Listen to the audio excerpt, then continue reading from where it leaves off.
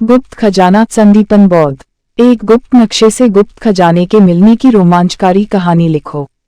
एक समय की बात है, एक छोटे से गांव में रामू नाम का एक गरीब किसान रहता था। रामू के पास खेती के अलावा कोई और आय का साधारण स्रोत नहीं था। एक दिन उसके खेत में हल चलाते समय उसे एक पुरानी संदूक मिलती है।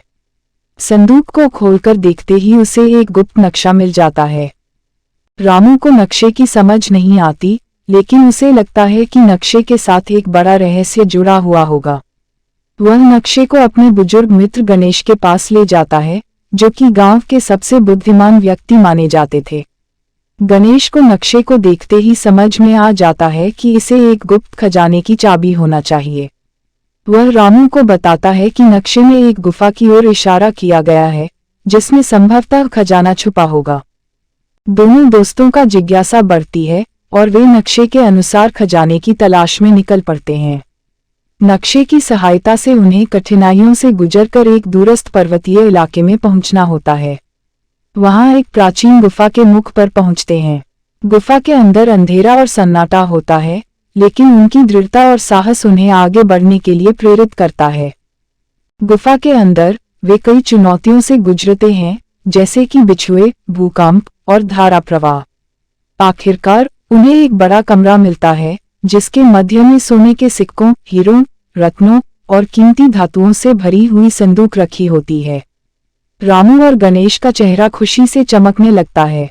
अचानक एक भयानक आवाज सुनाई देती है, जिसे सुनकर दोनों कांप उठते हैं। वह आवाज गुफा की रक्षक भयानक सर्प की होती है, जो खजाने की सुरक्षा करता है।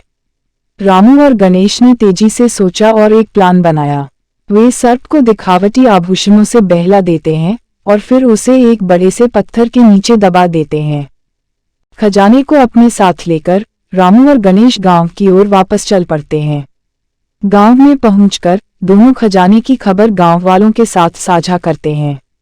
सभी गांव के लोग खुशी से झूम उठते हैं, क्योंकि अब उनके पास धन और संपत्ति का एक बड़ा स्रोत हो गया है। रामू और गणेश गांव के विकास में खजाने का उपयोग करते हैं। वे स्कूल, अस्पताल और बाकी आवश्यकताओं के लिए इंफ्रास्ट्रक्चर बनवाते हैं। इसके अलावा वे गरीब और विपन्न परिवारों की मदद करते हैं।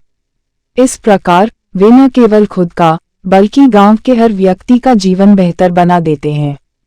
इस रोमांचक खोज की कहानी गांव के लोगों के बीच आगे चली गई और रामू और गणेश की दोस्ती का उदाहरण एक मिसाल बन गई। गांव वाले उन्हें आदर और प्रेम से याद करते थे और यह कहानी आने वाली पीढ़ियों के लिए एक प्रेरणा बनी। ऐसे एक गुप्त नक्शे की मदद से गुप्त खजाने की खोज ने गांव के लोगों के जीवन में समृद्धि और खुशियां ला दी। वक्त के साथ यह कहानी एक लोककथा बन गई और दूर दूर तक फैल गई। लोग इस कहानी से सीखते थे कि दोस्ती, साहस और दयालुता की शक्ति से किसी भी कठिनाई को पार किया जा सकता है। यह कहानी आज भी गांव के बच्चों को सुनाई जाती है और वे इसे सुनकर न केवल मनोरंजन करते हैं, बल्कि इसमें छिपी हुई मूल्यवान सीखों को भी समझते हैं। रामू और गणेश की यह कहानी समय के साथ साथ अमर हो गई है और लोगों के दिलों में उनकी यादें हमेशा बसी रहेंगी। इस तरह एक गुप्त नक्शे से गुप्त खजाने की रोमांचकारी कहानी ने सिखाया कि हमें कभी भी हार नहीं माननी चाहिए और साहस, बुद्धि और एकजुटता के साथ सामना करना चाहिए। यह कहानी अब भी अनेकों को प्रेरित करती है और उन्हें सच्चे मित्रता, साहस और निस्वार्थ सेवा का पाठ सिखाती है।